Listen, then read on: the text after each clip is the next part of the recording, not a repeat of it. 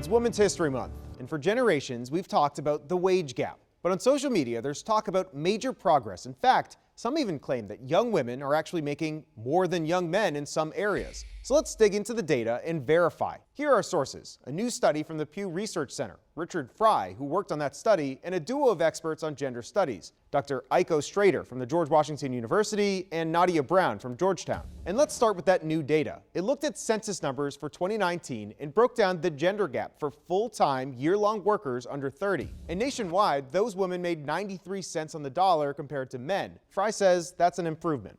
Back in 2000, young women were earning 88 cents on the dollar compared to young men. The study also found that in 22 metro areas, those full-time women under 30 actually made the same or more than their male counterparts. In the metro areas of DC and New York City, for example, these young women made $1.02 for every dollar a young man made. So definitely progress, but our experts say we need to put this all in context. If this were my student putting this together, I would say, oh, that's interesting, but tell me more. Our experts point out that the stats only include full-time workers. Also, it doesn't look at older workers. Historically, the gender gap grows as women get older and have kids. On average, women, tend to earn less, or they get hit on their wages when they become mothers. Lastly, the data just gives us the big picture. It doesn't break down the gender gap for different demographics. I don't expect Black women's pay to be as high, Latinx women's pay to be as high. So we can verify that it's true. In some areas, young women under 30 working full-time are on average making more